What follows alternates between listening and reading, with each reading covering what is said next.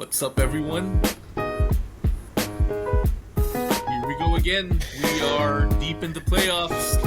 Welcome to another episode of the Bigote Brothers podcast. I So, am loving these playoffs, yeah, by the way. yeah, these playoffs are great. Big news in the West. Steph Curry, our prayers are to you. Hope he bounces back from that injury. It's indefinite, right? So he has Yeah, it's a strain. indefinite. Yeah, So yeah. I think it's a hamstring strain or yeah, I think it's something. a hamstring Yeah. strain, and then there's no date for his return. So No. that's Yeah. pretty tough for the Warriors. Let's Oh start yeah. with that series. So Yeah. Yeah. they're obviously down. There's obviously tied They're right tied. now. Yeah. They're tied. Yeah. Mm-hmm. Stole game one, and Mm-hmm. then game two was a bit of a wash, really. Because Yeah. I mean, I think they went to Minnesota and got what they came for, right? Mm-hmm. So, anything that you noticed with the Wolves in that series, especially compared to what we saw from them against the Lakers? Good question. Well, I can just say they're they're playing their game. They're giving the Warriors a run for their money. With their toughness, and I mean, yeah, that puts it. Steph's injury really puts Golden State in a very bad situation now, especially now that we have Minnesota really clicking. They're playing as a team. They're really playing their game, and they're doing it with toughness. They're doing it with they're play. Actually, and this is a pattern that I've seen. Lakers, Warriors, they're playing with a chip on their shoulder. You know, they're really showing that hey, don't sleep on us. We're here. We're here to play. You can talk about OKC all you want, talk about Denver all you want, but we're here. You know. I think it's two things, right? So Yeah. Minnesota made that trade in the offseason for Mhm. Julius Randle. Right. Obviously, Yeah. they lost Cat in the process. Their number one Mhm. draft pick. He's been there for a while. He's been a franchise cornerstone, and they decided to make a change. Obviously, Mhm. I think at first people were writing them off, especially Right. with the Yeah. history of Julius Randle. We know this for a Yep. fact, given where he started. Mhm. But he's looked good these playoffs, man. He's I think starting with his time in the Knicks probably helped him a lot there with Tibbs. Mhm.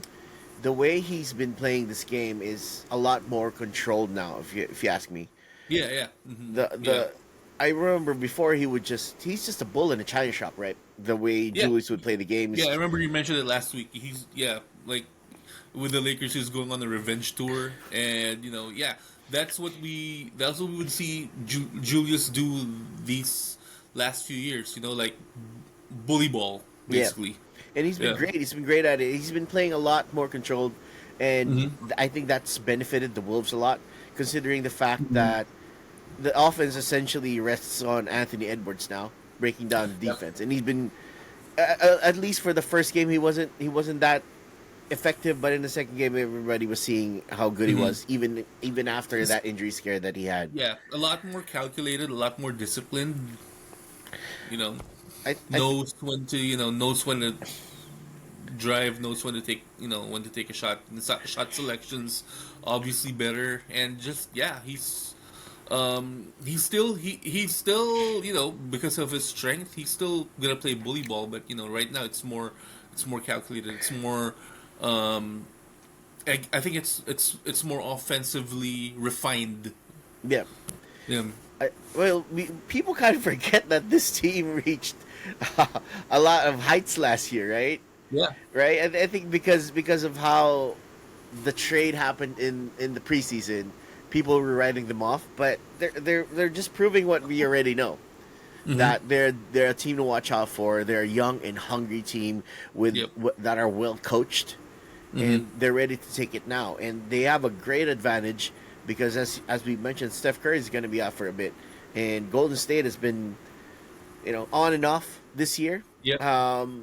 They turned it around after the Jimmy Butler trade. I saw this weird stat that in the Jimmy after the Jimmy Butler trade, I think they only lost so little games, and that's Hmm. why they're in this position in the first place. Yeah. And Draymond Mm-hmm. Green was asking about it, right? Draymond Green was asking about Steph's absence and all that, Mm-hmm. and he mentioned that, well, we got a guy who took a team to the finals 2 times, so we'll be fine. Yeah. Obviously, he's referring to Mister G Buckets himself, Jimmy G Right. Buckets himself. So it's what do you think is going to be the difference now that Steph is gone from this team? At least, let's say hamstring. I think from the similar LeBron injury took him a Mm-hmm. week.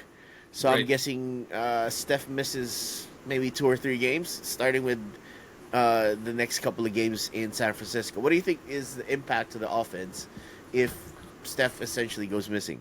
Well, I think given that Steph is gone, their most potent outside threat is gone. Um, I would see, I would probably see more production. Hopefully, we see people like Pod step it up, Kuminga, even hopefully, and I've been rooting for this guy, Buddy Hield. You know, I want to see him. He had that breakout game already. He had like the 30 point game, which was much needed not just for the team, but for his career. Yep. So I want to see more production from everyone else. Probably not. Probably hopefully they'd move away from the live and die by the three offense now that Steph is out, and you'll see a little more of a balanced attack. Oh yeah, like from people like Kuminga and Jimmy Butler. We know he's an inside outside threat. So I want to see that more balanced type of offense from them. And I think the Wolves, I know, are going to be able to adjust. And they do. Obviously, they have the upper hand because Steph Curry. They're not just gonna miss his shooting; they're gonna miss his playmaking. So Yeah, it's the gravity yeah. that Steph Curry brings is Hmm. what's the difference, Yeah. right? So if you watch Golden State play against the last series that they had, right? Hmm. So when they were playing the Rockets, the Rockets were playing Curry very similarly to how the Raptors played him in 2019, Hmm. when they Right. would essentially dare anybody else to shoot rather than Curry. Yeah. They didn't want Curry to essentially cook. They didn't want Yeah. him. They didn't want him in isolation. They trapped Hmm. him a lot. They forced the Hmm. ball out of his hands and really shadowed him. And that Hmm. was what Houston was doing. And that freed up everybody else. Really, that's Yeah. essentially what Hmm. the Golden State offense has been for the last couple of years, especially as everybody got older, is when they Steve Kerr has masterfully used Steph Curry's Hmm. gravity on the floor.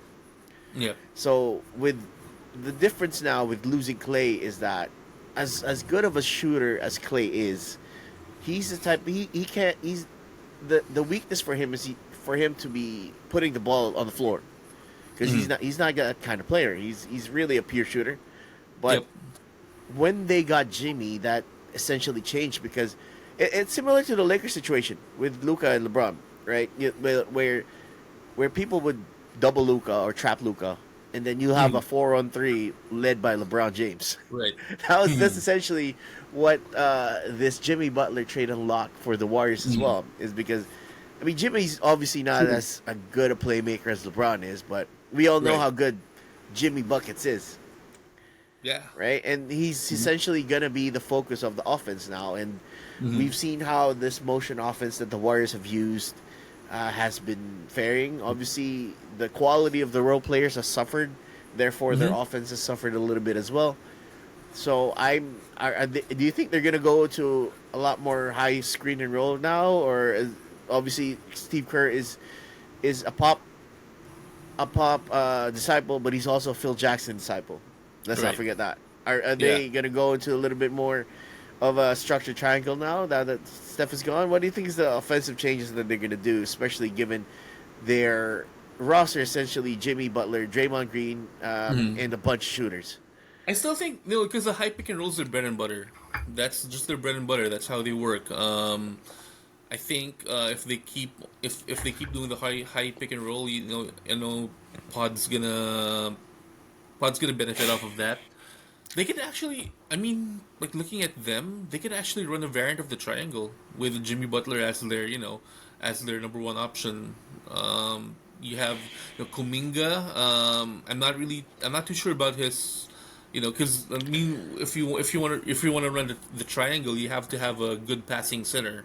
Yep. I'm not sure about how Kuminga's court vision is when he gets the ball down low. He's gonna have to look for cutters. Yep. He's gonna have to look for people who are gonna space the floor evenly. So that's a challenge. I mean, the triangle is always it's my favorite offensive set that any team has run. But the reason why a lot of teams, I mean, back when Phil Jackson was coaching, there was no other team that running the triangle except the Lakers because it's a difficult system to implement. But I think we have smart players on the Warriors. I think if they can run variants of the triangle, I think they'll do that. But I still think they're gonna switch. They're gonna stick to their high screen and roll offense. Well, in all fairness, they don't have a traditional center by any No, stretch of the word. We know that, but they yeah, have Draymond Green. Draymond Green is their center, yeah, and he's one of yeah. the smartest. I mean, hate He's him one all of the you want. smartest He's players. one of the Yeah, smartest players out yeah. there. If there, Hmm. his shooting is spotty. We all know that. Hmm. He can hit the occasional three. Yeah. I don't think he's gonna be able to uh, work from the mid range like someone like Bill Hmm. Wennington or Luke Longley or maybe even No. Horace Grant did back in the Yeah. day for Phil Hmm. Jackson. But he still can stretch the floor, right? A little bit. So Hmm. I'm curious to see if they involve Draymond a lot more.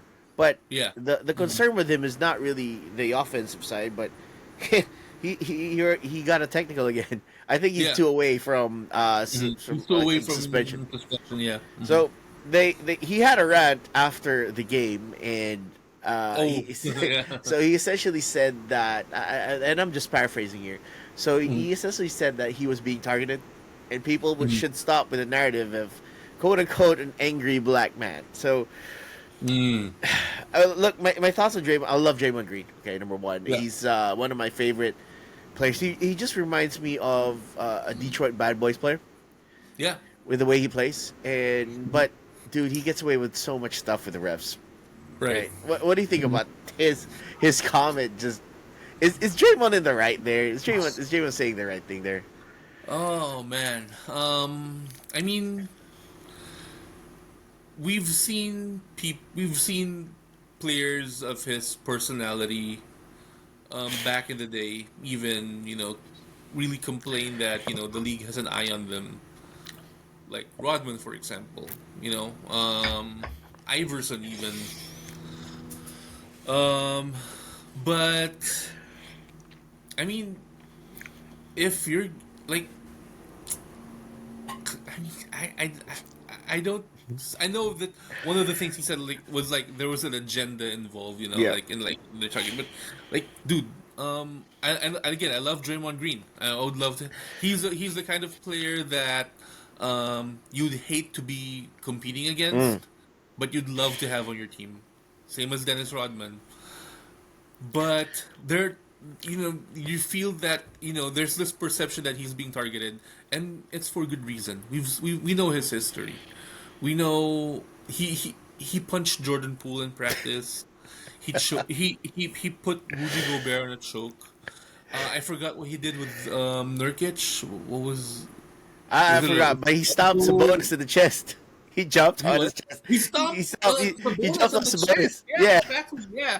So there is a reason why, and he I don't think he should, I don't. I mean, if he's being singled out, it's for a reason. But it's not that the league is gonna let other players get away with stuff like this. He already gets away with a lot of stuff from the refs. Yeah. But there's just these times when he just goes too far.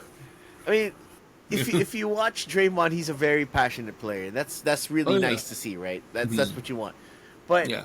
he claps at refs, he screams at refs, Yeah. he shouts, he curses at refs, and then he never gets teed up for some Yeah. reason. right? He's Yeah. one of the league leaders in tees. I get that, but Yep. if the refs called the tees that they called on other players, for example, Luca. For Yeah. example, they call the same shit. Oh yeah. Yeah. They call on Luca. Draymond would be suspended every other game Yeah. because every time he reacts, Yeah. it's just that's just how he is, right? Yeah. So I mean, look, man, Draymond, I love you, but I don't know where you're getting this, bro. You're just you're getting a lot of the benefit of the doubt. I think you should Yeah. just keep at it. I mean, he's It's not. just that those incidents where he does get teed up are just incidents that, like, where he kind of takes it too far. I mean, Draymond Mm. walks a fine line between hard nosed and dirty. I think he's just. Yeah. I think he does. He Yeah. walks a very fine Yeah. line, and I still remember how many times he hit Steven Adams in the nuts. Oh yeah. I mean, Oh yeah. Oh, Steven Adams. Yeah. Yeah. you know, but look, Draymond is one of my favorite players. Draymond is a But throwback. He is a throwback from the 90s. he looks like it, right? I think He's a throwback from the 90s. and he's from That's- he's from Michigan too. He'd fit Yeah. right in with those bad boys teams, really. yeah. I think he's a perfect fit in that team if he ever was in that era. If Right. we're talking about someone playing in an era, Draymond would still be the same dude he is. Yeah. Oh yeah. I love it. I love it. Mm. All right, let's take the other series now. So Warriors and um, what? So the Warriors are tied right now, right? So with the Wolves now, the other series in the West is also tied. It's also 1-1. Ooh. OKC and Denver. So Oh, Denver man. pulled off game one. Yeah. Off that The- Aaron the Gordon. Aaron Gordon. Gordon. He's had two Yeah. of them this season. He's had two Yeah. buzzer beaters this offseason, right? Yeah. But so And that was just a nasty choke job by OKC. They were up like 27, I think, or yeah. at one point. And they just let Denver get back into it. And They tied the game, kept it close. Aaron Gordon hits the three. Whew. well, speaking of choke, they had two free throws. Chet Holmgren had two free throws and Yeah. missed them all. And Missed them all. that's what set up Aaron Gordon's three. Really, yeah. that was Yep. it. That's kind of the Yeah. that hurts, man. That really Yep. hurts if you're an OKC fan. Yep. And I'm a bit of an OKC fan, I gotta say, because Alex Caruso's there. That's But Caruso. Yep. you know, it's tough to watch if you're OKC. You're the number one team It in is. the league, Yeah. and you're losing like that. Yeah. But they did. Yeah. In game two, though, it was a different story. I was watching the game, and then Right. I think they had 85 or 87 at the half, Yeah. which is Yeah. weird because if you think about it, that's the final. Crazy. If this was the 90s, that's a final score right That's there. the final score. You know, That's they- the final score. Yeah. They had all-star numbers in game two, and they obviously won that. So it's Yep. 1-1 now. It's going to go. It's going to Denver. See what happens there. What's your biggest surprise in that series so far? Oh, I gotta say, man, Russell Westbrook. Westbrook, yes, I love you, Russ. Brody. I love you, Brody Russ. is Yeah, back. I think he's really found a home with this team, right? I think Yes. Yeah. we've everybody's been clowning Denver on the fact that every team Right. that Westbrook, there's that meme, right? That Westbrook was Yeah. destroying teams. Yeah. If he played this way the whole season, he would have been sixth man of the year. He's great. He's just great, great. yeah. I think Yeah. I don't know what's up with that team. I don't know if he's listening to Jokic or what's up with the coaching there. But Westbrook has played great. I mean, he's Yeah. not forcing things. I mean, sure he makes the boneheaded plays every now and then, but Yeah. Uh-huh. this is kind of like Blazers Mello Mm-hmm. as far as Westbrook is concerned. He's just Right. he's finally accepted his role, that this is who he is, Mhm. and he's not gonna be a starter, but he's gonna every minute he's on the floor, Yeah. he's gonna make an impact. Yeah, and check this out. Game two, he led all scorers. He was leading scorer of that game. 19 points off the bench. And he's averaging 18 and a half this Yeah. series. Yep. Jamal Murray is struggling, and Russell Yeah. Westbrook is picking up the slack. Right. Did we have that on this bingo card this year? No. Right? No. Look, man, I'm always going to be a fan of Russell Westbrook. I personally think he was done dirty in Los Angeles. Yep. Lakers, by the way. I think he was done dirty by the Lakers. They didn't give him Right. enough of a chance. Yeah. But Russell will always be mean- one of my favorite players ever. Yeah. He was. I mean, after all was said and done, we all agree that that was the worst trade in Lakers One history. hundred percent. But yeah, I think he was yeah. I think what could have happened there was just at least given him some you know the benefit of the doubt, I guess. He had some good games with us. I don't know if it was, and I don't really know if it was a system issue, if it was a coaching issue, But yeah, I agree. He got done dirty in LA. I think I think they gave up on him early. You Yeah, can see that. I remember the preseason games where they obviously struggled, right? right. And then Hmm. they were letting Russell just dictate the offense a little bit. I think Yeah. obviously the role that he was brought there for was to Hmm. be the secondary playmaker behind LeBron. Right. But the thing is, we all knew that it was a bad fit from the get go because if you're Oh gonna be a yeah. teammate of LeBron, then you got to be able to shoot. And Yeah. Russell Westbrook has never been able to shoot in his career, so it was a No. horrible fit to begin with. Remember, Yep. remember that that photo in the bubble where the Lakers were guarding Westbrook, and everyone was just backing off of him. They were just Yeah. daring him to shoot. Yep. So to this day, I still can't understand why LeBron James pushed for that trade, why he signed off on Mhm. it, and why he wanted that trade to begin with. Because Right. he's just look. LeBron James is one of the smartest basketball players ever, Yep. and he knew that fit was bad, but he still went for it. That's probably one of the greatest mysteries. I hope gets answered when he retires. I That's think probably one of yeah. my list. Yeah, I just think that like you mentioned last week, I think he just did it just because he could have he could have a team stacked with talent to compete with Brooklyn at that time. But I mean, it's the talent will get you somewhere, but it's not if you don't have the chemistry, it's not gonna get you rings. exactly. And the thing with that team is that they gutted the whole team to get Russell. They did, yeah, Westbrook was on a 40-something million dollar contract, and they had to send out. So obviously they sent out uh, who's Kuz, KCP. I mean, yep, Montrez was on the way out. Sure, he was going to be traded right, anyway, but Kuz was essentially the sixth man, and KCP was your starting two guard. right, And you lost Alex in the process because of salary cap reasons. yeah, So essentially, you lost three rotation players, and you're expecting Russell Westbrook to fill that gap right, when you've seen how Russell Westbrook was in the last couple of years. Sure, he had that renaissance in Washington, right? But yep, he was horrible in Houston, and I didn't want him. But it yeah, is what it is. That's all well and done. I'm so happy for Russell Westbrook. I'm so happy that he's right, back. I might buy yeah, a couple of Russell Westbrook jerseys now again. yep, I mean, I love that OKC design, yeah, by the way. yeah. But yeah, it's good that Westbrook is back. And what do you think is going to happen here? So obviously it's a close Mm. series, but OKC still has the overwhelming advantage when it comes to talent here. Yep. Do you think Denver has a chance to pull this off?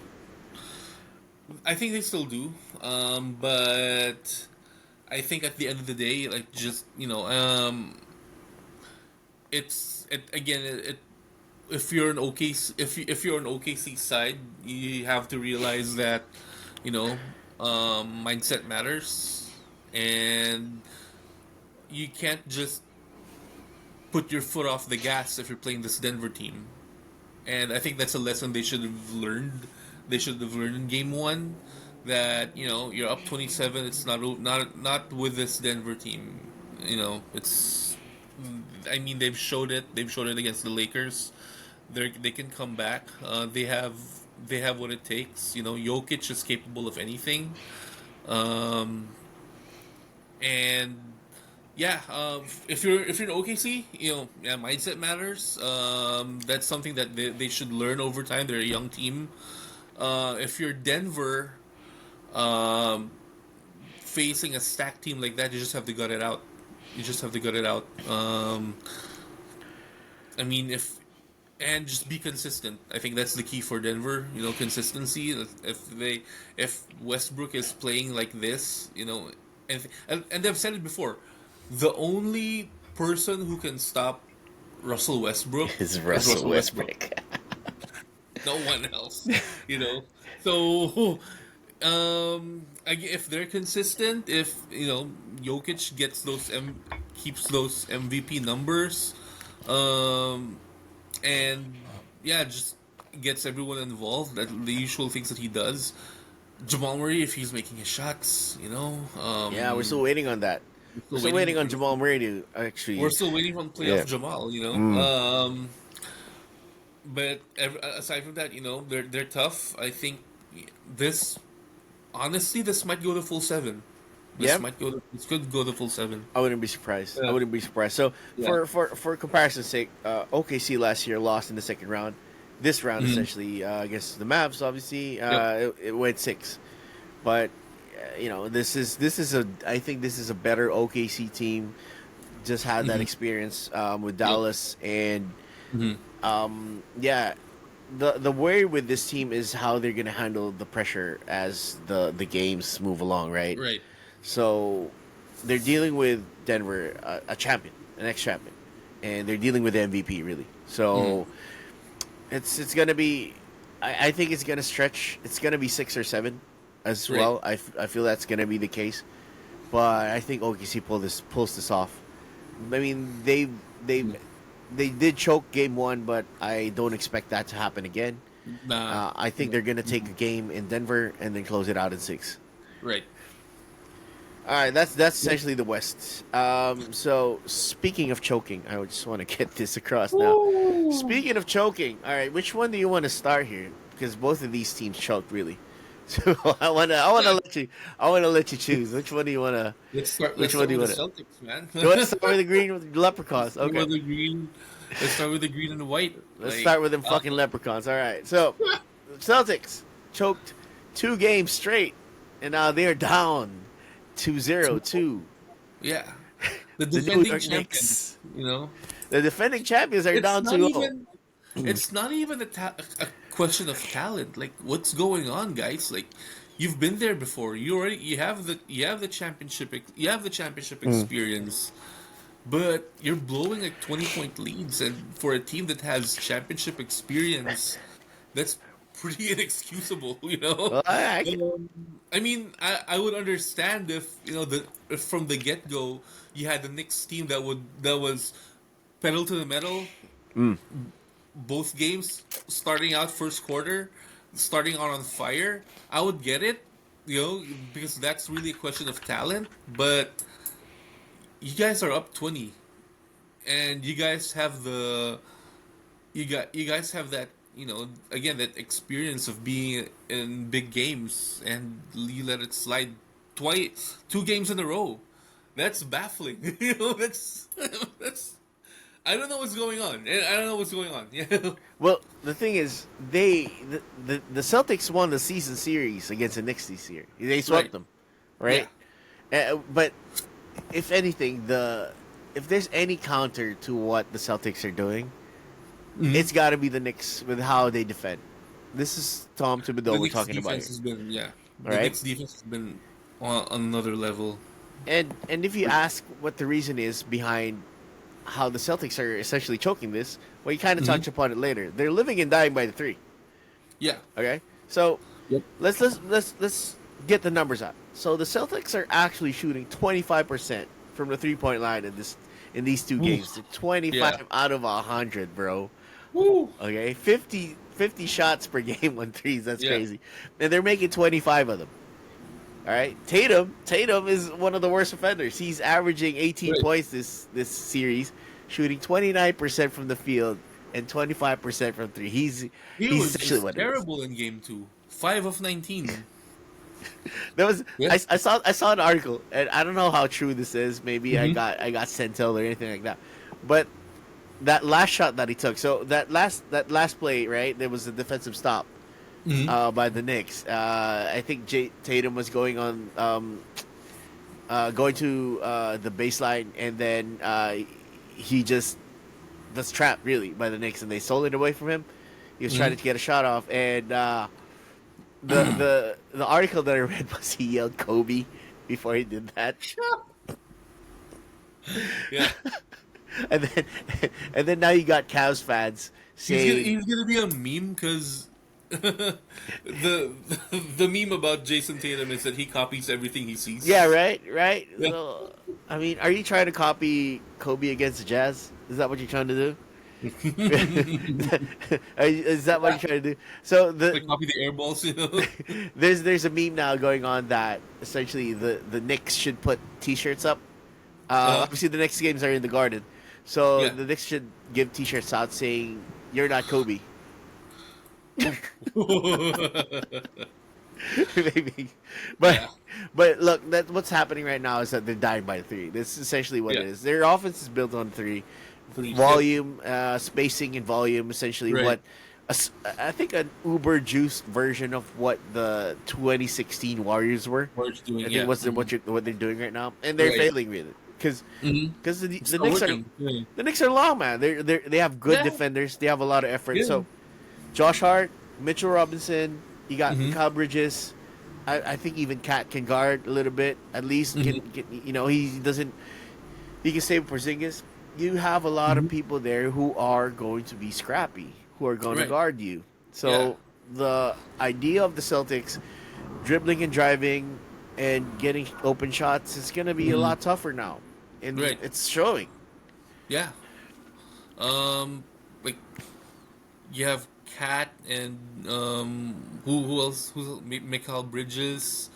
Those are those guys can pretty much defend inside and outside. Yeah, I mean, You know? and Josh Hart can defend 1 to 5. Yeah.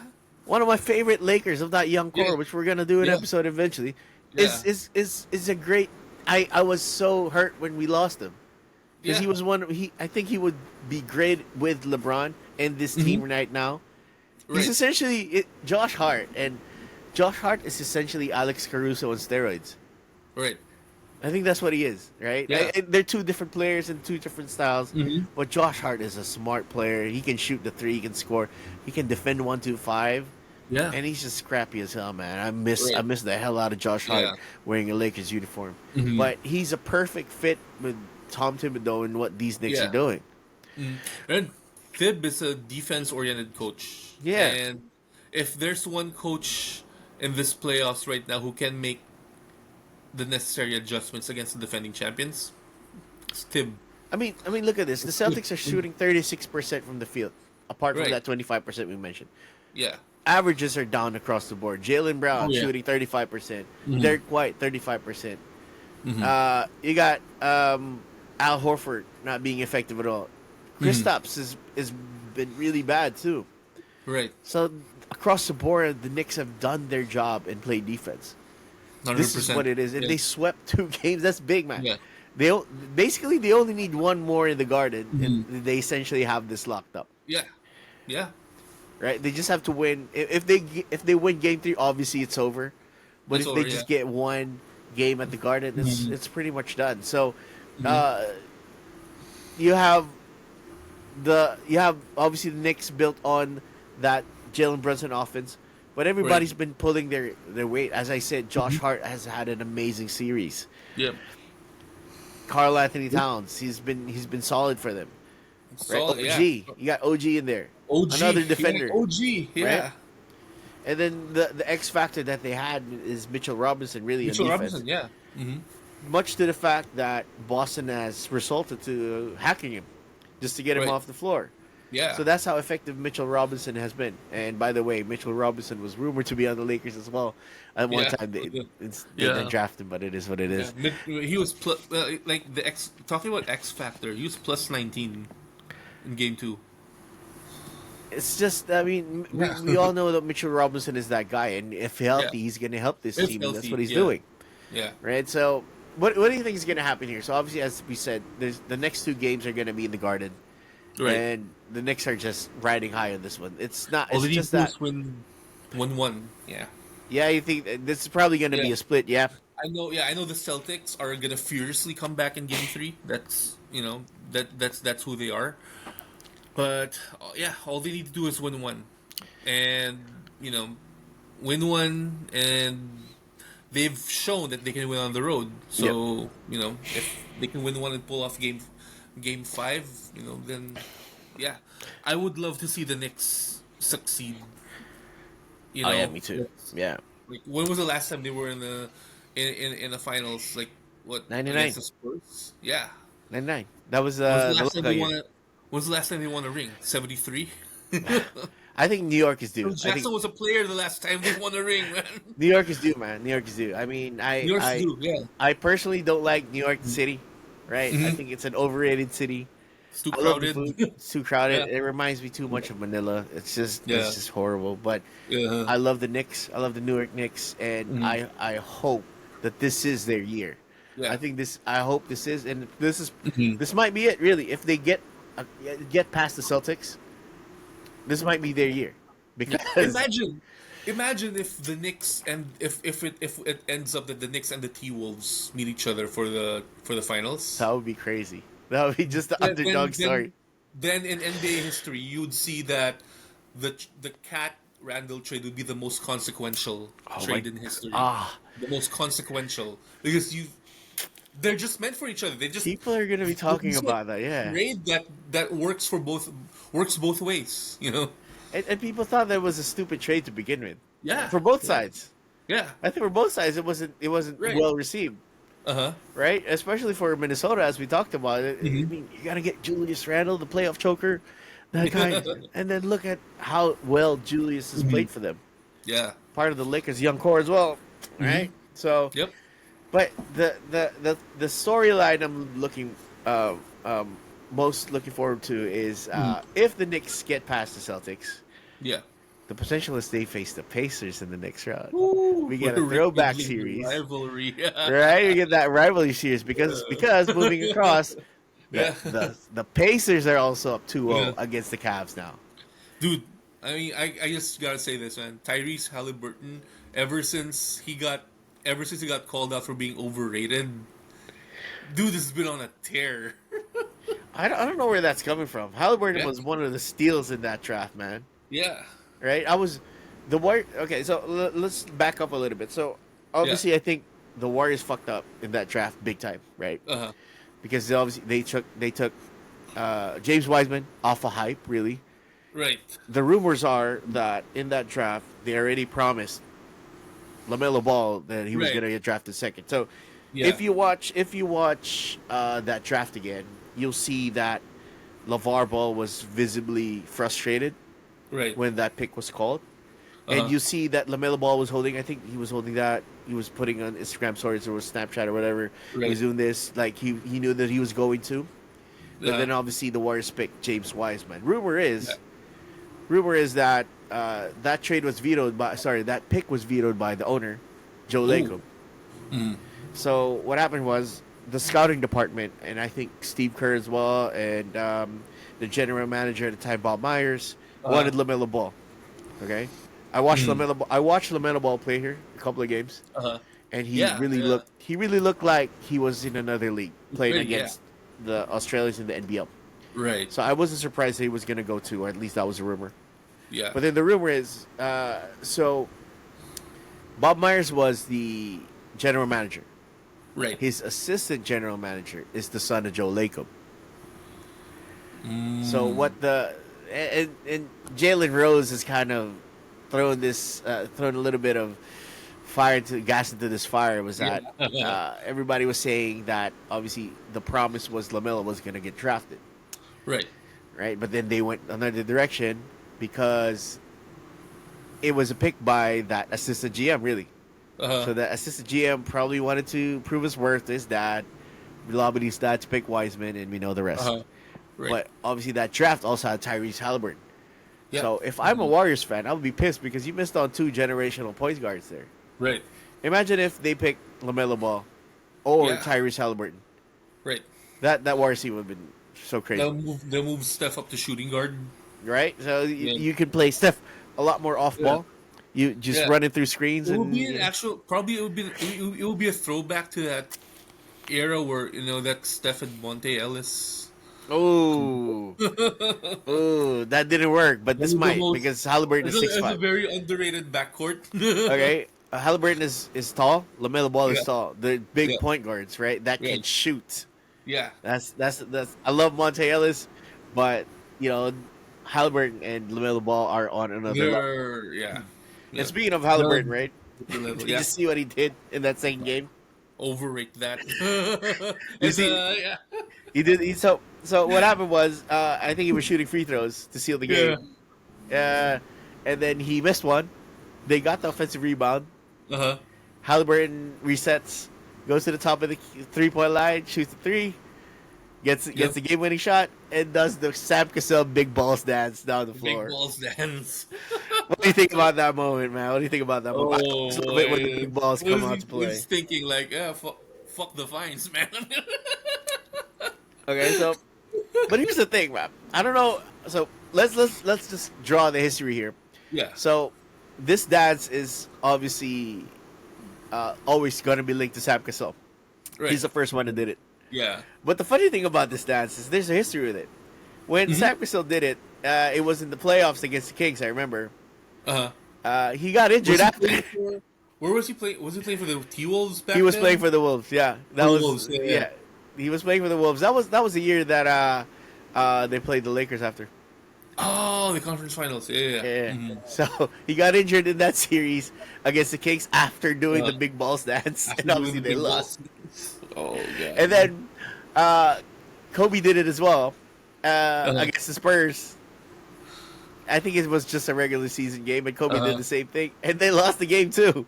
If they lost the game, oh my gosh. And obviously Clay did it in the finals against the Raptors, and we all know what happened in that series. We all know what happened. Oh my gosh. Okay, so The I curse of mean, the big history ball. history is not on the side of Tyrese Halliburton here, Nope. but the Cavs are missing key players. Okay, we have Yeah. to understand that the Cavs are not whole right now. They're not 100%. Yeah. Okay, so the series shifts to Indiana with the Indiana Pacers holding a 2-0 series lead. Uh-huh. What's gonna happen here now? It's gonna be a crazy rest of the Oof. series. I don't think Yeah. it's as cut and dry as the Celtics, obviously. No, yeah. But as we mentioned, Garland is not playing here, Yeah. right? We need Mobley him. was injured as We well, I need him. believe. Yeah. So where are we going with this? Donovan Mitchell has played an amazing series, but he can't carry this team by He can't himself. carry. Yeah, it's so unfortunate for Donovan Mitchell. Like he's been criticized for having or for not showing up in the playoffs, and now that he's showing up, he doesn't have his he doesn't have his whole squad. You know, He might be with feeling him. like he was back in Utah with this one, really, Yeah. with how everything Yeah. is going. It's gonna be tough for Cleveland because they need Mobley, they need Garland, obviously. Um, I think the Pacers now smell blood. Mm.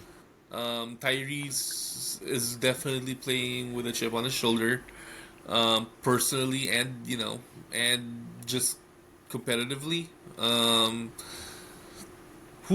This is it's gonna be hard, but again, the Pacers they're on track. They're up 2-0. All they need to do is win one in Cleveland, and that they have full control of the series. I think. They have full control, really. Everyone's been playing out Yeah. of their minds. Obviously, I will give a big Yeah. shout out to Aaron Nesmith and Andrew Nembhard.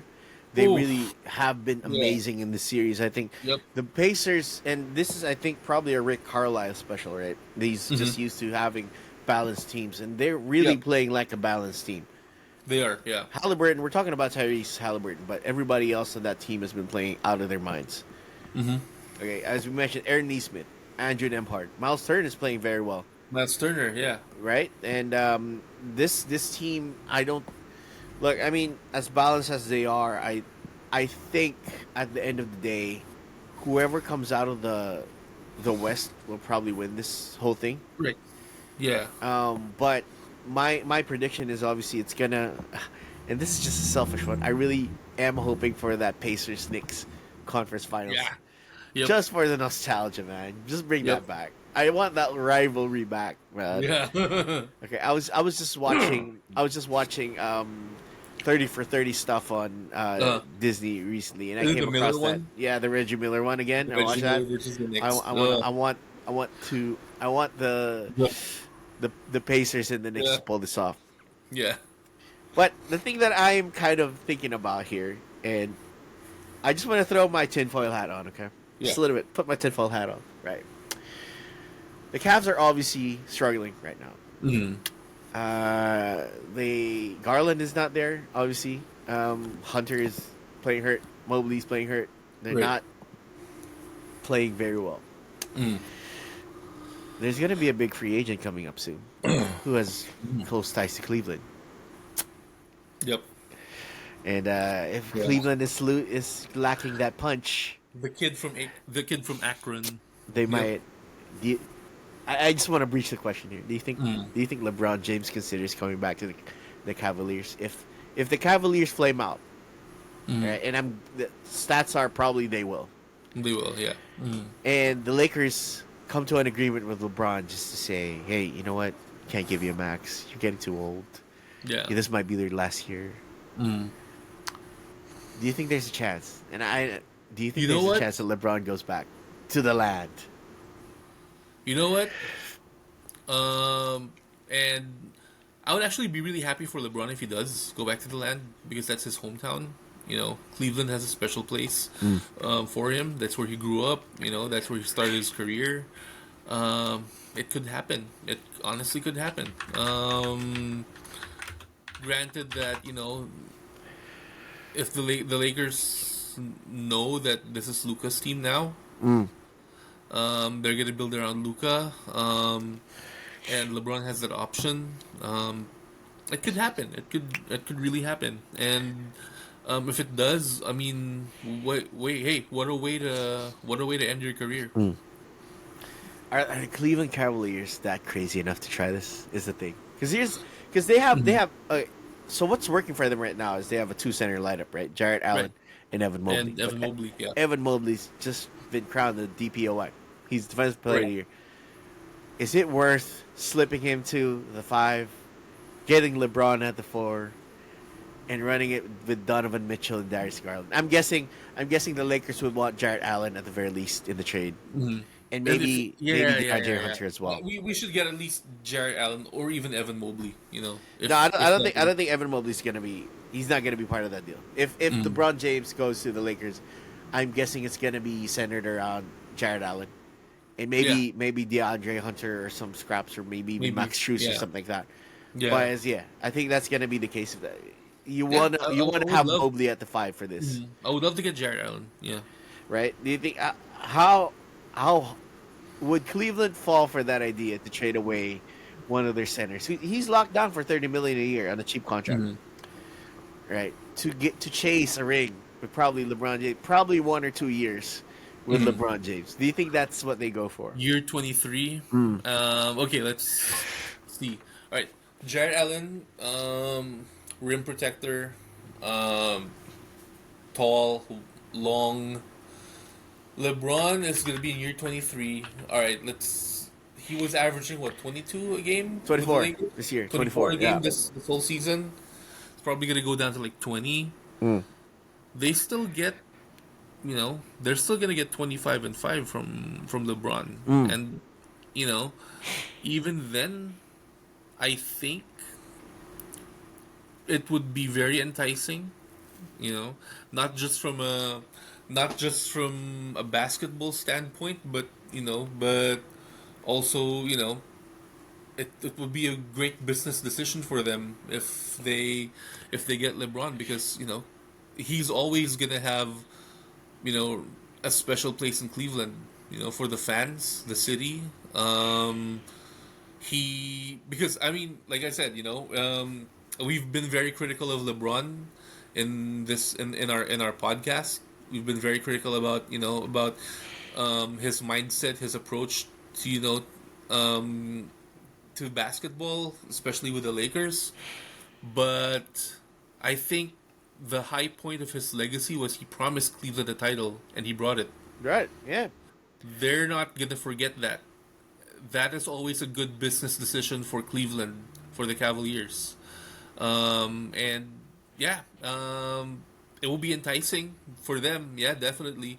And he's in year 23. He's still playing like he's not. I mean, he's no longer in his prime, but he's still giving you 25 and 5. But hey, if they want LeBron, we gotta get Jarrett Allen back. Yeah. That's gonna be at least the thing, right? Yeah. If you Yeah. want to try that, it's gonna have to be Jarrett Allen. Now, Yeah. the the problem there is that the Cavs are in the second apron, so they can't aggregate people in the trade. They'd have to get under that tax apron in order to do this. I don't know how financially possible it is, Yeah. but I agree. I think it's a great move for LeBron, Mm-hmm. and it's a great move for the Lakers, and the Cavs get to ring chase one more year. Yeah. You know, they get that Yep. chance because Mhm. let's just face it, the East is very weak right now, Yeah. and if they get, does LeBron James put him over the top? I would say that's put him over. There's a good chance that it does that. It just if LeBron still, we've criticized LeBron again, over and over again, but he's still a great player. It's not Yeah. because we do it out of love, really. We do it out Yeah. of love. We know he's the GOAT. Sorry, we know he's a GOAT, A goat. right? He's not the GOAT. He's a GOAT, and he's just that great. He's still great, but this the Lakers is not a good situation for him right now, especially with Luka now. Right. But he'd be a great option on the Cavs if Yeah. that happens. Man, I would even buy a LeBron Cavs jersey, man. Even Hey, though yeah. the Yeah. Cavs jerseys are kind of garbage, but I would still buy one. So let's see what happens in that offseason. It's Yeah. going to be an interesting offseason to say the least, especially if the Cavs flame out. Now, so that's the playoffs. We'll just cover them as we go, but I want to shift the focus a little bit now. Yeah. We're Filipinos, man. We got to talk about the PBA a little bit. Oh yeah. Okay, I was just browsing through some articles Right. a while back, and I saw that. So I don't know. Do you follow the Philippine team at all? The Gilas? Yeah. Gilas? No, not Much- really. not much. Okay, so I know a little bit of who's on the team right now, but I don't really get a lot of updates on their games or if there's a big international tournament coming up. Okay, I'll fill you in a little bit of context Yeah. here. So, obviously, for those who don't know, FIBA allows one naturalized player on the team. Right. And people are wondering, oh, is this a thing? Is this a thing? Well, if you look back in, I believe it was '96, that second Dream Team, Hakeem Olajuwon, who's Nigerian, Was naturalized. Yeah. he was a naturalized U.S. citizen. That's why he was able to play for Dream Team 2. So this has been a thing for FIBA the whole time, right? So with how vertically challenged the Philippines are, they've been getting naturalized players Right. on the roster. So some notable guys are Andre Bloch, right? Marcus Doubted. Marcus Doughton, he was a Lakers draft pick. Laker. Yeah. Right? So those are the two big ones. Right now they have a guy named Justin Brownlee. Justin So Brownlee. Yeah. Justin Brownlee, Yeah. he's I think he's an ex-NBA player as well, or at least played in a summer league or something like that. Plays for Ginebra. Yeah, so he's what we call in the local lingo an import. Import. Yeah. Okay, so what an import is really is it's basically a foreign player because Justin Brownlee plays for the Philippine national team Right. because of the fact that he played for a local team in the PBA. He's an import there. So he's 36, going on 37. Right. And he just got wow. he just got busted for a second time, and I'm gonna bring out a Stephen A. Collier soon. He got busted for weed Again. again. Oh my god. You should stay off the weed. Get off of it, Okay, bro. but Like, here's the thing. So I know. Okay, it's legal here in California. yeah, man, there's It's nothing. not legal in the Philippines, bro. It's not even legal in FIBA play though. That's the thing. It's not. It's not. I mean, look, I'm as open for marijuana legalization as anybody out there. Right? That's great. It's a great thing to have. Yeah, But I mean, if you're playing hoops for FIBA, for the country, or for the team, you gotta stay off the weed, bro. That's that. But that was my point. So he's 36, going on 37. He's getting old, really, and they're trying to find a new import. Now, this isn't only for the Philippine team. This is also for the PBA team that he plays for. As you mentioned, the Barangay Ginebra Kings. Ginebra. The people's team. Yeah, the people's team. You got me thinking. Yeah. So they got me thinking as to, and we're old heads here, so we're probably gonna dig deep on this one. I want us to name right now the 5 greatest PBA imports in history. My god, yes. Let's do this. I'm so down. All right. For top of the dome. Let's we don't have to. You want to rank it? You can rank it, but let's go. Yeah. You want to go 5 or 10? I'll go 5. Yeah. Let's go 5. Okay. Yeah. How about number All right. 5? I'm gonna start number 5. Okay. Um, so I'm thinking of my list right now. So we have okay. Number 5. I will say Tony Harris, the Tony Hurricane. Harris, the Hurricane. The guy The scored how many Hurricane. points? 100 something? 105. 105. He just took all the shots. 105. Yeah, man. I think I Tony know Harris. I remember growing up he was a myth, man. He was this is the guy who scored 100 points, man. Yeah. It was like he do the shim.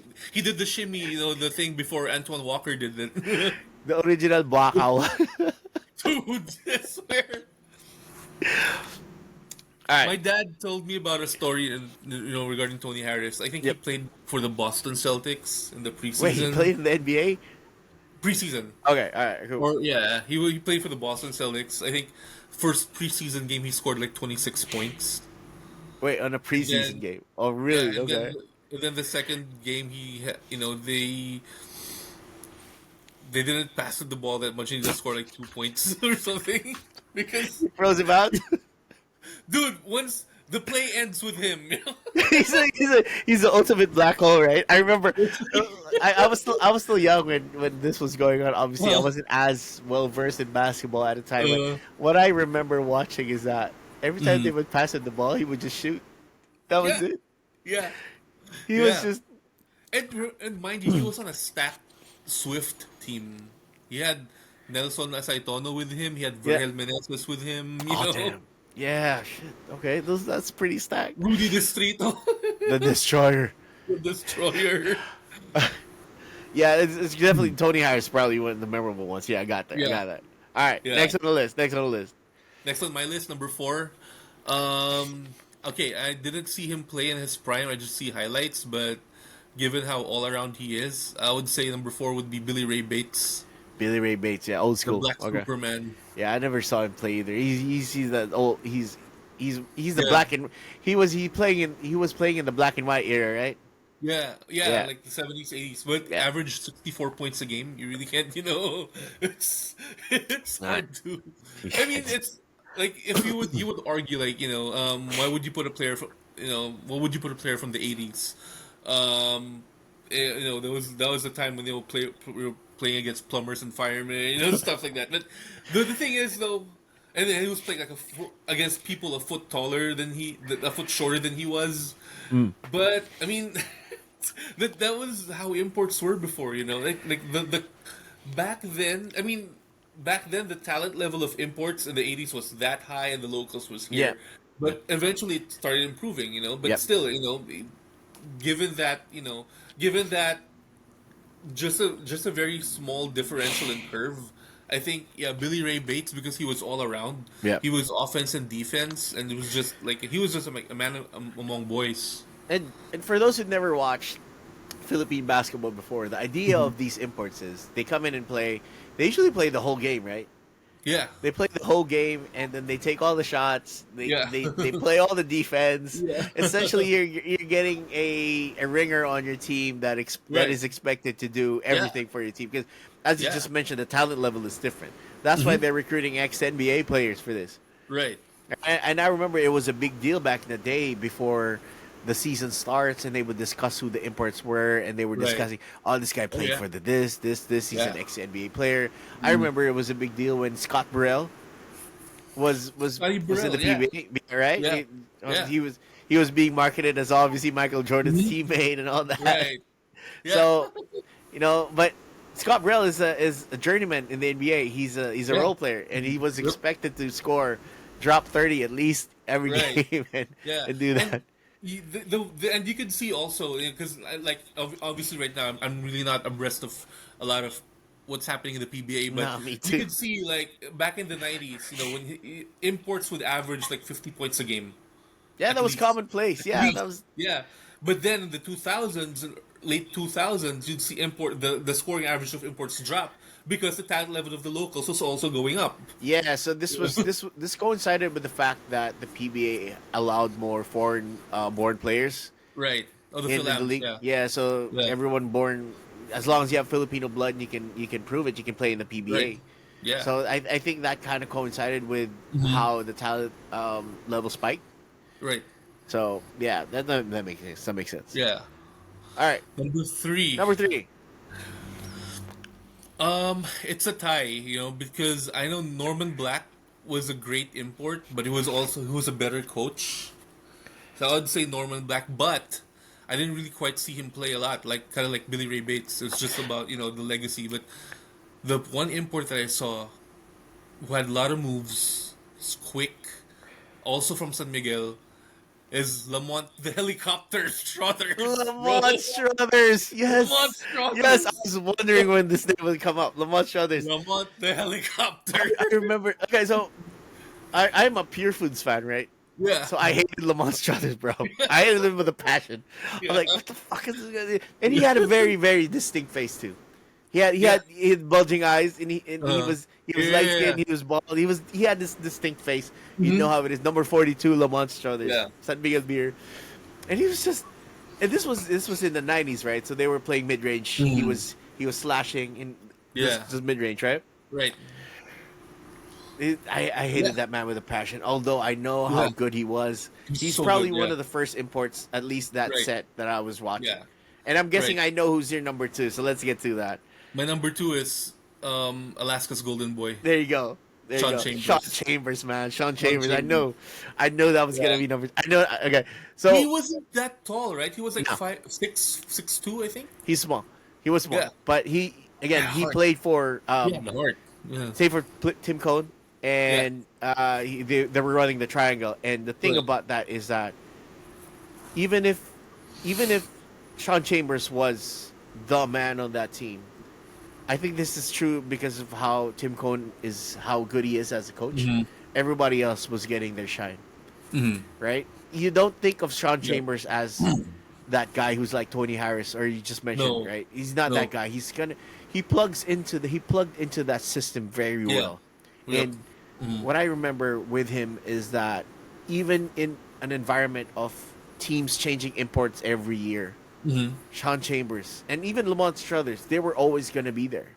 Yeah. Because they just played their role very well. They fit in well with whatever team that got Mhm. them, and they essentially are like the franchise players. Uh-huh. I don't think Lamont Struthers played for another PBA team, and No, I'm damn no. sure that Sean Chambers Yeah. didn't play for another NBA Yeah. team, a PBA Mhm. team as well. Right. Do you know where he is right now? He's Sean still in the Chambers? Philippines. He's in the Right? Philippines. He's the coach of the FEU now. He's the coach of FEU. Yeah, he's coaching. So Wow. Sean Chambers is now a coach in the Philippines. He's coaching Uh-huh. the FEU team, Uh-huh. and he's Tama also na. an assistant coach with Gilas. Because that's Wow. Tim Cohn. And Yeah. he's blown up, man. He's lost. a Filipino now. Man, come on, man. How Yeah. many years he was there? He's essentially Yeah. Filipino now, man. Yeah, I think he got married to a Filipina too. Yeah, I think so. Yeah. he's Filipino to me. He's Yeah. how long he spent in the country. He's Yeah. definitely Filipino. Mhm. He's one of the best Yeah. imports. Speaking Yeah. of which, I think I know the number one, but let's get to it. Number one. I know this is close to your heart, Yes. and my I think this is an family undisputed friend. choice.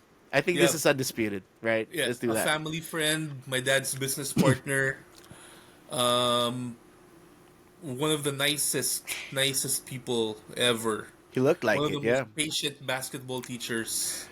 Rest in peace, my man Bobby Rest Parks. in peace, Bobby Parks Senior. Bobby Damn. Parks. Bobby Ray And Parks. he got the award named after him. That's how great he was. 7-time Best Import awardee. That's it. Bobby Seven Parks. times. All around, could play all 5 positions. That year he led Shell, which was my dad's team. He led Shell to their first championship of the PBA, the infamous walkout against Ginebra. I don't know if you remember that. I think he talked about it. So the walkout was he was coaching that team.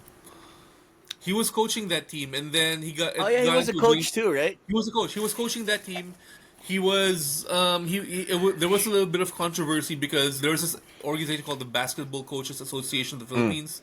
They really don't like American coaches. Coaching. Yeah. people. They have this Yeah. rule. So basically, I don't know if it was It's a not rule even a back rule. then. They just don't like it, you know. Yeah, it's Yeah. there's a lot of Because I hate to say it. Tim Cohen, they had no issue with Tim Cohen. They had no issue with Norman Black, but I other think like it's because they were married to Filipinas, but Bobby was as well, right? yeah, he's married to Filipina. Yeah, So I think yeah. So let's just highlight this. So Michelle the was just blowing through the standings. They were like what 8-0, and yeah then and then so yeah, he was still an import, but they hired their assistant coach as that's technically coach, but then yeah you know that Bobby was still calling the shots. it was the same thing now. Yeah, So what's yeah. happening now is the same thing. So the as you said, the BCAP, which is the Also Basketball with Coaches Association of uh the Philippines, huh they don't allow foreigners to coach in the Philippines. yeah Really, they can't. They have a. I think this is written somewhere. So they have a yeah rule wherein they say that if you're a foreigner, you cannot be a head coach in the Philippines. yeah That's the rule. So what happens uh-huh. is that the highest role a foreigner can get in the Philippines Consultant. is Yeah, a consultant, a team yeah, consultant. That's what's yeah. happening now. So Right. it's obviously bullshit, but it is what it is. Yeah. You got to placate it. Is that what's happening with Tab right now? So that's what happened with Tab essentially. Is Yeah. that he was never the head coach. He coached in the PBA as well, right? Yeah. So he was never the head coach. Mm. And he's only a team consultant. I'm not sure what Yeah. he is. What his title is with Ateneo, Mm-hmm. but I mean, He's come head on. coach. Yeah, they gave him the Come title. on, bro. Yeah. Everyone knows he's the one calling Yeah. the shots, man. Yeah. Come on, let's quit with the bullshit. It's Yeah. just semantics at this point, but it Yeah. is what it is. I really Yeah. hope, and we're gonna talk about this in the future, right? Yeah. What's wrong with the state of Philippine basketball? But Right. hopefully, this is the one that changes. Yeah. Hey, Bobby Parks, yeah, he was the one who led them to that championship. The Shell won Game 6. They were up in the second quarter, and I know this because this is one of my core childhood memories. I was like 7 years old. We were watching this game, like the whole family was watching this game. Game 6, we could, clincher. It was a game that would, if Shell won it, they would win the championship. And I remember Shell second quarter. Shell was up 20 plus points against Ginebra, and the referees by this time were already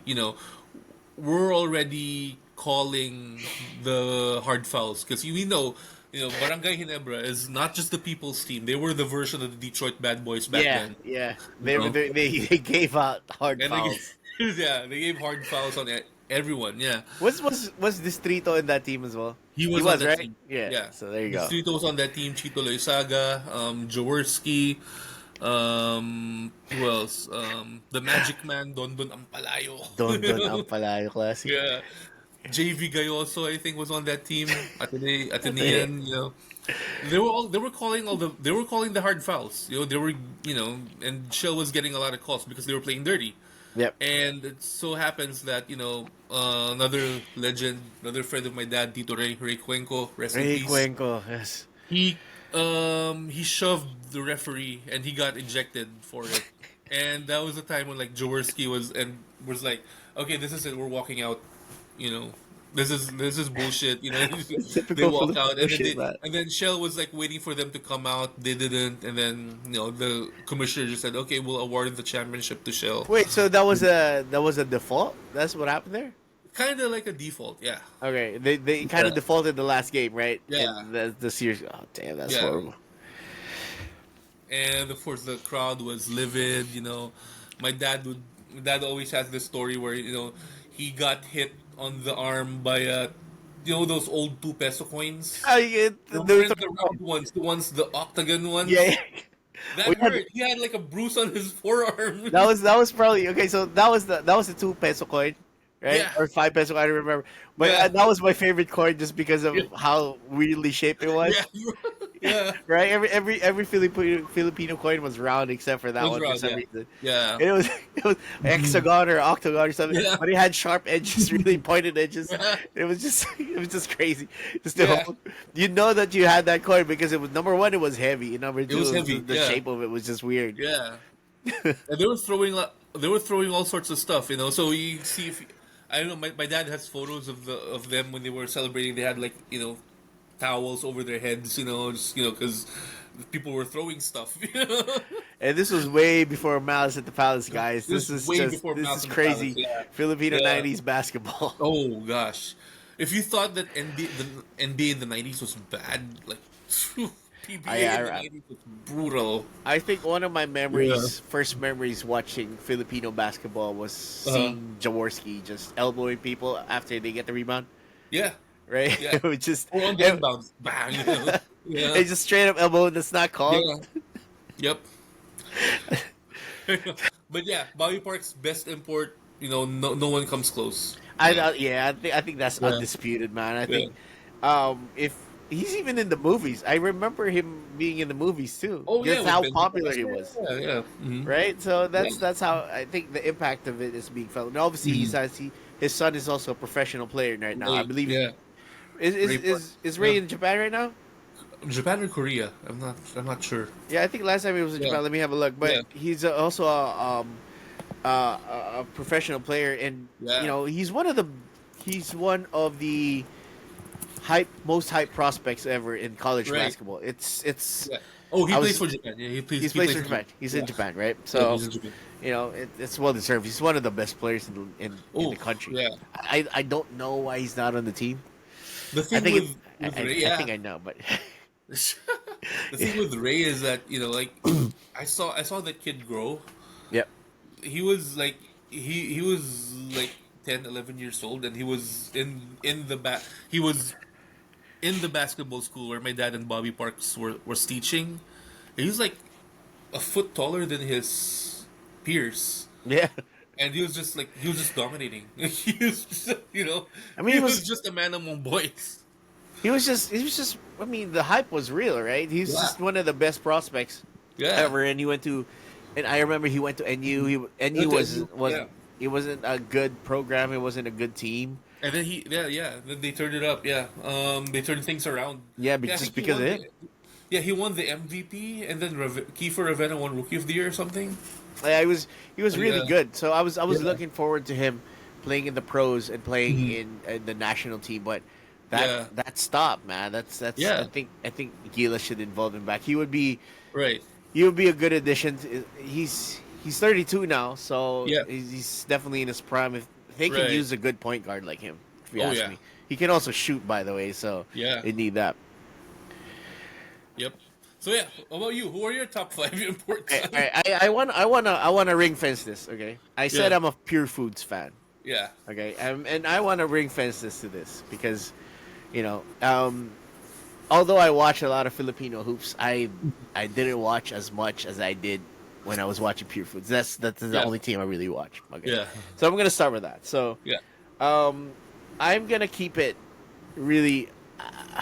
Look, so the last time I watched a PBA game was probably at least 10 years ago, and I was before I left the Philippines, really. Right. So this is gonna be a very very. You probably won't know some of the names in this, but I just keep it short. So number one is Marcus Blakely. So Marcus Blakely is he's a guard. So that's my number 5, Marcus Blakely. By the way, number 5, Marcus Blakely. He's a 6'5" guard, and so the PBA is structured. For those who don't know, they have 3 mini tournaments in one season. Yeah. 3 conferences. Right, so the first conference is that you can only play with Filipinos. That's the all Filipino conference. Filipino, yeah. The second conference is usually the Commissioner's Cup. Yeah. So We had imports. Yeah. you had imports, but I think they're only limited There's a height to. limit, right? I think it was 6'10" or something like 6'10", that. yeah. That's the limit. No, Yeah. it used to be. Yeah. The limit was 6'10". You can't have 7 Yeah. footers. They kind of stretch it a little bit, but Mm. there was some era where they allowed the attacking teams to have 7 footers, whatever. Yeah. That's why Peter John Ramos was playing in the PBA 7 footer. Yeah, For the because, reason, yeah. because they allowed taller imports for the Yeah. the worst teams just to kind of Mhm. have a little bit of parity, but didn't work Mhm. anyway. So the third conference was called the Governor's Cup. So it's still an Yeah. import conference. You can still have an import, but the height limit was, I believe, 6'6". Oh, there's a smaller height limit. Yeah. Mm. So Mhm. for context, I think when Dwight Howard was rumored to play in the PBA, he Mhm. was going to play in that Commissioner's Cup because, Right. but he couldn't. I think he was over the height limit or something The height crazy limit, like that. Which is weird that they didn't allow him to play. Yeah. But that's a topic for another day. So Marcus Blakely is one of the more successful imports in Pure Foods history because he just bought championships, really. Yeah, I'm looking at his. Yeah, he played for BMEG and Yeah, Pure Foods. what Yeah. one of the things is that obviously we kind of discussed this before is that teams regularly change names Yep. because they're not named after cities; they're Right. named after products. Companies. Yeah. So they're named after companies. So this Pure Foods is they're a food company, right? hmm So they sell consumer goods, Yeah. food, Yeah. hot dogs. They're famous Hot for dogs, hot dogs, corned beef. corned beef, and all that Yeah. stuff. So, but the same company that owns Pure Foods also owns, I think BMEG, which is BMEG, yeah. a chicken feed company for You some can reason. see. Yeah. So it's Yeah. weird how they name these teams, but it is what it Yeah. is. So they play for BMEG, which is slash Pure Foods. So Mhm. that's number five. Number five is Marcus Blakely. So Marcus number Blakely. four, and this is memorable for me because it's Yeah. probably one of the last games I ever watched. Uh-huh. Um, Denzel Bowles is my number four. Mm. So Denzel Bowles is a center. He's 6'11", and the reason why I remember him so much is because, well, he's a stretch five, by the way. He was hitting Uh-huh. threes Yeah. because he had this play against. I don't know who he was. I think it was talking text that they were playing against. It was Right. the finals, game 6 or game 7 or something like that, Uh-huh. and he hit free throws in the clutch just to seal it. He had a monster game. His nickname was actually Monster Bowls, which Monster is Bowls. which is weird. But again, it's memorable for me because of the fact that it was one of the last games I watched, and that's why him and Blakely are on the list because those are Uh-huh. the newer imports, Yeah. the one that I watch. I haven't really watched a lot of basketball, Philippine basketball, as I mentioned. Right. Now, number 3 is a weird choice. It's gonna be a weird choice Uh-huh. because this guy didn't win anything, but his style was just unique at the time. I think we were in high school when he was playing. Yeah. So his name is. You're ready for this? Yeah. I know you know who this guy is Yeah. when I say the name. Mike Jones. Mike Jones. Yeah. He was Mike- big, right? He was like. Yeah, he was stocky. He was small and stocky. stocky, yeah, bald. small and He looked stocky, like bald. I remember now. He looked like Tretch from Naughty by Nature. Naughty by Nature. Oh yeah. Yeah. He looked like Tretch. So it's I He remember had the there were mustache. two Mike. Yeah, there were two Mike Jones imports, right? yeah, to Mike Jones, but this Mike Yeah. Jones was the ball guy, and, Yeah. and he can't shoot. The thing with him is he doesn't He have can't shoot. he doesn't have an outside shot at all. All he does is drive. all he did was drive to the hole and Yeah. just do weird layups. Uh-huh. He was effective at it. That was the thing. But it was just memorable because of the fact that he couldn't shoot, and all he did was just he would unnecessarily twist his body just to make layups. Oh, But obviously he was. wasn't he in the? Wasn't he there during a time when? And then there's another PBA twist. So when they wanted to get the national team in shape, this wasn't Gilas. This was way before Gilas. They would have the national team play in the PBA, in the conference, and then teams would have two imports. Was this in the was oh no I think I know what you're saying. I think this was 98. No, this wasn't. So Oh. at the time I remember so I remember the imports at the time, and this is Uh-huh. so yes, I remember that tournament. So Yeah. this was a tournament where, as you said, the national team was practicing, so they needed competition really. Yeah. And this is the stupid thing. Why would you play locally when you can play internationally? But that's another Right, topic for exactly. another day. Yeah. Yeah. So the teams had two imports. So the Purefoods at the time, and I remember this clearly, they had two imports. One of them is David Wood. Oh. Yeah, So yeah, yeah. he's a tall white guy. He played in the White NBA. guy. I think he played for the Spurs. Yeah. I think it was with her, the Spurs. Yeah. And the next guy, and this is another memorable. This is actually the honorable mention on this list. I was gonna put him on the list, but Yeah. there's just too much there. Big Bob McCann. Bob McCann. Yeah. This is a big stocky dude, left-handed, and it was just, and it was just huge, man. It's just- Yeah. I can't forget Big Bob McCann because he was. I had a friend Right. who kind of looked like him. He's so big and stocky, and we used to call him Big Bob McCann. I don't want to say his name. I think you know who I'm Yeah. talking about, but I'm not gonna say. I'm not gonna put him on blast. Yeah. Okay, but we used to call him Big Bob McCann because he's the same big stocky. Oh, He yeah, was dark. left-handed too. Yeah. Yeah, he's dark skinned, so he was just Big Bob McCann. We calling him in school. I love the guy. But, It is what it is. Yeah. So yeah, so it wasn't Mike Jones. It wasn't Mike Mm. Jones. All right. So number two, okay, we're getting into the creme de la creme here. Yeah. So first of all, I'm not gonna put Kenny Redfield in here because I didn't really watch him play a lot, Uh-huh. but I know what I know the impact of Kenny Redfield on the Purefoods team. Yeah. But these two are just on a different level for me. Okay, Yeah. so and when I say number two, I know you're gonna know who number one is. So Yeah. let's start with number two. Uh-huh. So number two is a very very memorable name, not just for Uh-huh. Philippine basketball, but Right. for worldwide basketball as well. Uh-huh. Okay, Lenny Cook is the number two on my spot. Ooh. Okay? Yeah. Lenny Cook. Okay, that's a name Playground that legend. everyone will know. All right, Playground legend. all right. So Lenny Cook. Yeah. so there's a documentary about Lenny Cook. Hmm. Yeah. You should watch it. I don't know where it is. It was a pay per view. I paid some money to watch it, but it was really worth it. So Yeah. Lenny Cook was essentially he was in the same class or the class before. I think it was the class before LeBron James. Or yeah. Yeah. Before. Yeah, Yeah. he was 2002, I believe. So what happened is Lenny Cook, LeBron James, and Carmelo Anthony were essentially playing in the same AAU circuit. Right. And the tagline with Lenny Cook is that he was, and this is what people were saying. Okay, this is not me. Lenny Cook was LeBron James before LeBron James. Mm-hmm. That's how good he was. Right. Wow. If you watch it, I only watch him play in the PBA, and I will speak on that. But I'm Right. just talking about the hype right now. Even to this day, if you see Lenny Cook's socials, he's still very tight with Carmelo. Yeah. Carmelo, right? You see that Carmelo. He's if you look at his Instagram, he's posting with NBA players. They know who he is. He's a New York Yeah. playground legend. Sad story, really. So what happened with Lenny Cook was that so he was really talented, right? Everybody knew that he could go pro. Mm-hmm. But what happened with him is that he didn't care about academics, right? He didn't. He wanted to try to go from high school to the NBA Yeah. without any backup plan. But what I don't know what people saw in him. Maybe it's the attitude, maybe it's the skills or whatever.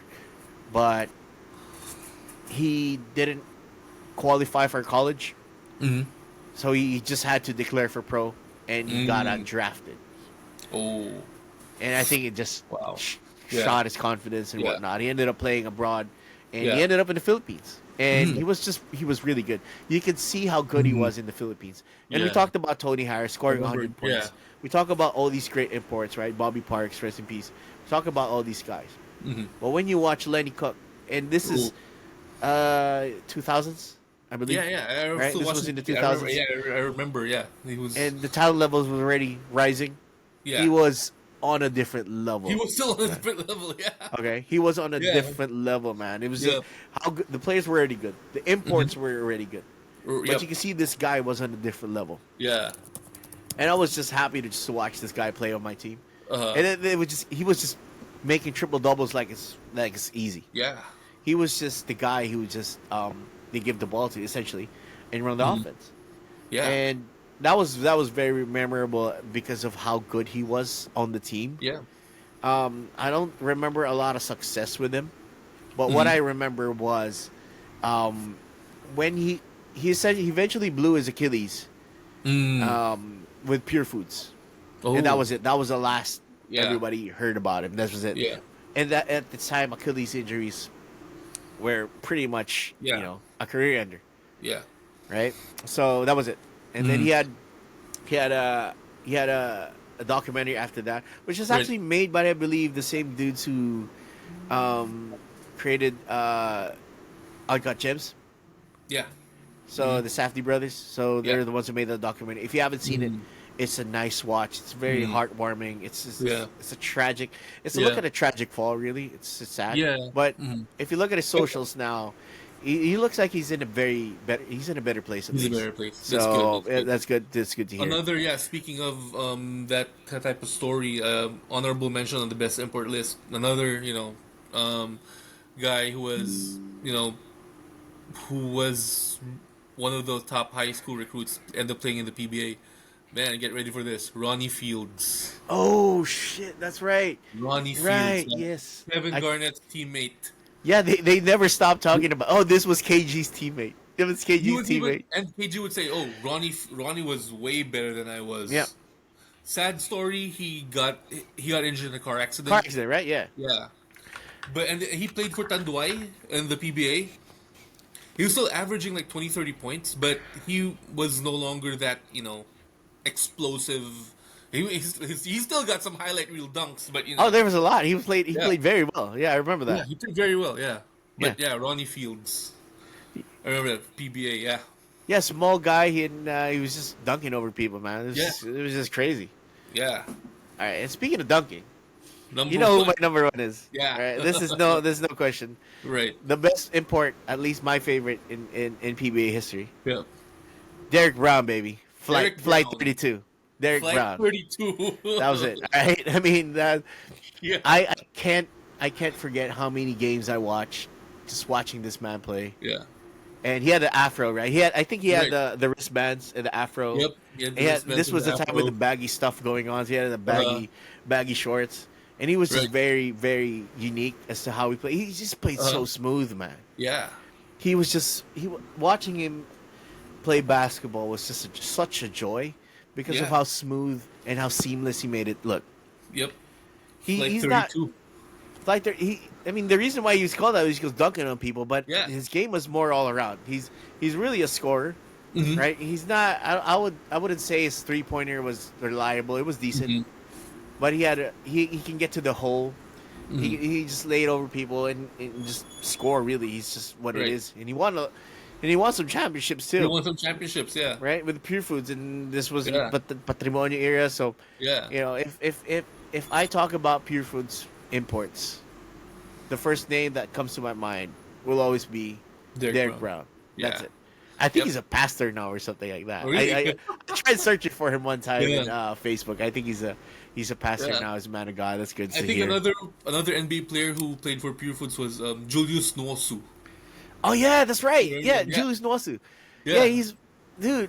I mean, look, I'm sorry, but I'm Filipino. I'm not. At this time, I didn't know who Nigerians were, but Uh, they were talking about him. He's Nigerian. I was like, oh, okay. All right, he's good, man. He used to be Yeah. with Spurs, right? Yeah, I think he was. I didn't see him play for the Spurs, but with Pure Foods, he was more of a tall. He was more of a Post-up. defense. Yeah, Yeah, he was. post up player. He was a low post guy. He had a great turnaround jumper, mid range. Uh-huh. He played great defense, rebounded Yeah. very well. Which Yep. is, I think, that's kind of the thing with imports in the PBA, right? You're essentially filling a role that already is being done by someone else. Yeah. Because he's a post up guy. And Pure Foods at the time had Jericho Diniera, Oh, who could post up. yeah. Alvin Patrimonio, obviously. All right? those So- moves. Yeah. But Julius Nwosu was he was also I'm so sorry I forgot about him. Yeah. He's one of those imports that Mhm. was really impactful for the team. Yeah. And I believe that he played for the Nigerian national team as well, Right. in FIBA Uh-huh. games. So I did research him a couple of weeks back, just because I remembered his name, right? And it Uh-huh. looks like the impact that he left in Nigerian basketball was very big. It was. Yeah. Yeah. So he's one of the few Nigerians in the NBA, Right. which I mean, there's a lot of them now, obviously. Yeah. Yeah. Right, so Gabe the- Vincent, There's a lot of them now, so Absolutely. it's great to hear Yeah. that he's impacted the game. Yeah. Yeah, that was it, Yeah. man. That was it. That's Yeah. we got to talk about the PBA more. I got Right. some stuff cooking in the pipeline for that. Yep. And then Yeah. obviously, hopefully, we get your dad across. I want to hear some more Yeah. stories, man. I want to hear Yeah, some man. more stories. That would be But- great. Yep. That's it for now, basically. So we're just gonna be watching the playoffs. I believe there's a game today, if I'm not mistaken. Yeah. So let's see what the game. It's probably an Eastern game, is it? It is. It's gonna be Cleveland in Cleveland Indiana and then OKC. Yeah. in a couple of hours, and then you have Yep. OKC in Denver. Yep. Man, I think Let's see what I, happens. I'm really loving the East Conference games right now. Right. And again, Mhm. I'm looking forward to a Knicks Pacers matchup, and that's what I'm hoping for at the Yeah. very least. Yeah. So we'll talk about that next week, and we'll watch the Yep. games right now. But for now, thank you for joining us. We hope you had fun as much as we had fun Yes. talking about this, Yep. and we'll see you guys next week. See you next week. All right. Peace. Peace.